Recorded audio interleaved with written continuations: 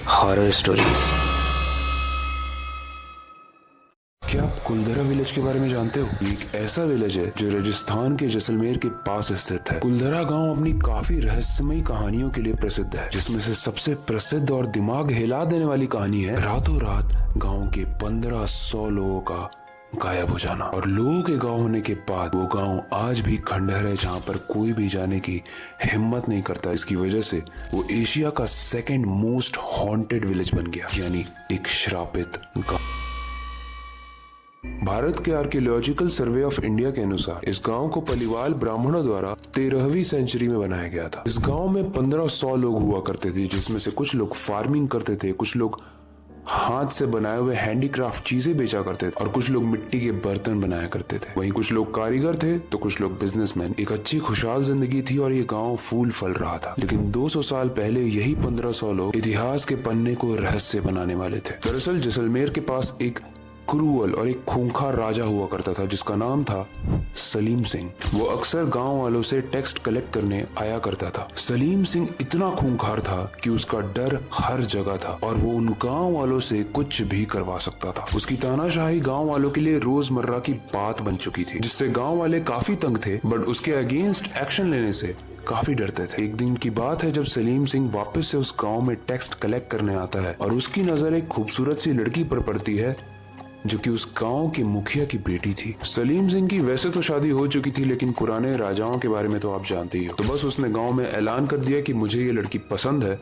और मैं इससे शादी करके रहूंगा। गांव वाले सलीम सिंह के आदेश से काफी घबरा गए, क्योंकि सलीम सिंह ने इस बार उस जगह पर हाथ डाला था जो सलीम सिंह के सामने झुकता नहीं, यानी गांव का मुखिया। सलीम सिंह ने जाते जाते ये धमकी भी दी कि अगर मुखिया की बेटी की शादी सलीम सिंह से नहीं करवाई गई तो नेक्स्ट टाइम उस गांव का कर यानी टैक्स 2 गुना से बढ़ा दिया जाएगा। गाइस, उसी रात मुखिया और सारे मेंबर्स की मीटिंग होती है, जो वहाँ के सीनियर्स थे, और वो लोग प्लान बनाते हैं कि रातों रात ये गाँव खाली करके एक दूसरे गांव में बसा जाए। इसमें सोचने वाली बात यह है कि गांव के लोग अपने मुखिया के लिए कितने ज्यादा लॉयल है कि मुखिया पे जब बात आई तो मुखिया को नहीं झुकने देंगे, और यही एक अच्छे फॉलोअर की क्वालिटी होती है। गाइस, उस गांव वालों ने बहुत बड़ी हिस्ट्री बनाई, क्योंकि रातों रात पूरा गांव खाली हो गया और सारे के सारे लोग अपना सामान बांध के निकल चुके थे। बट उस गांव को आखिरी बार देखते हुए मुखिया और वहां के सारे बड़े मेंबर्स ने, सारे ब्राह्मणों ने गांव को एक श्राप दिया कि इस गांव में ना कोई अन्न होगा और ना ही पानी बचेगा। ये गांव बस ऐसे ही खंडहर रह जाएगा।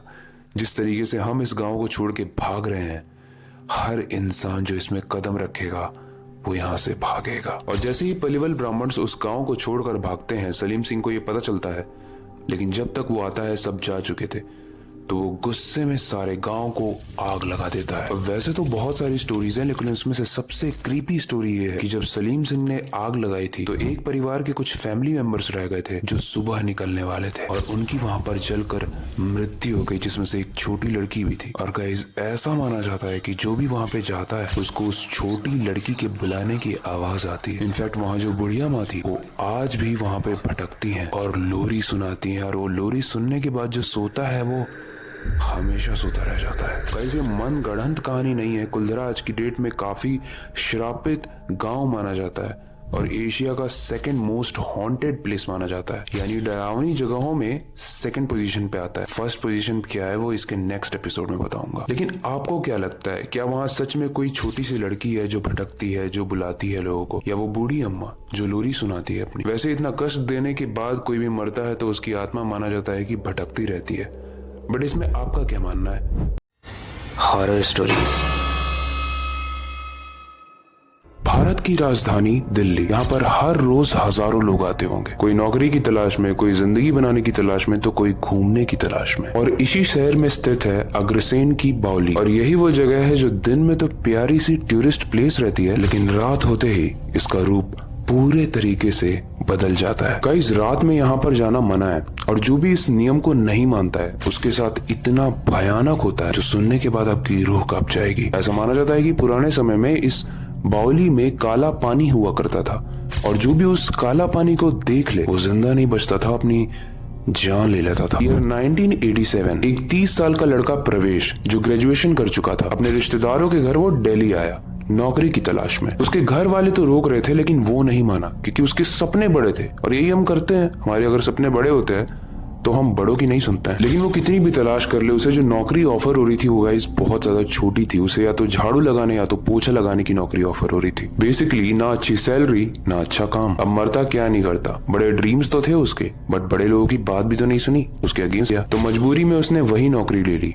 यानी झाड़ू और पोछे वाली नौकरी। सैलरी तक तो ठीक था लेकिन इतनी कम सैलरी होने के बाद उसके रिश्तेदारों ने भी हाथ खड़े कर लिए कि भाई हमारे पास मत रहो, तुम कोई किराए का रूम ढूंढ लो और वहां पे रहो, कब तक हम तुम्हें देखेंगे। गाइस परवेश की सैलरी इतनी कम थी कि आधे से ज्यादा तो किराए में चली जाती थी और बाकी के बचे कुचे पैसे उसके खाने पीने में खत्म हो जाते थे। बेसिकली उसका बहुत लो फेज चल रहा था, वो डिप्रेशन में जाने लगा था। और ऐसी हालत में उसका एक दोस्त बनता है जो काफी समय से दिल्ली में रह रहा था। एक दिन वो प्रवेश को जस्ट घूमने के लिए अग्रसेन की बावली ले जाता है। अब प्रवेश को ये जगह इतनी पसंद आई कि वहां से उठने का उसका मन ही नहीं कर रहा था। प्रवेश उस दिन तो चला गया लेकिन उसका इस जगह से इतना अच्छा मन लग गया कि अग्रसेन की बावली पर इसका रोज का उठना और बैठना हो गया। वो देर रात तक वहां पर बैठा रहता था। एक दिन वो थोड़ा अंधेरी रात तक बैठा रह गया, यानी 11 बजे। चारों तरफ अंधेरा था, हल्की हल्की हवा चल रही थी। प्रवेश के हाथ में एक छोटी सी टॉर्च थी। वो टॉर्च से आसपास की जगह को एक्सप्लोर कर ही रहा था, तभी उसकी नजर एक दरवाजे पर पड़ी। वो उसी दरवाजे की तरफ टॉर्च मारता है और कहता है कि पहले मुझे ये दरवाजा क्यों नहीं दिखाई दिया, मैं तो यहाँ पे रोज आता हूँ। और गाइस जैसे ही वो उस दरवाजे को खोलता है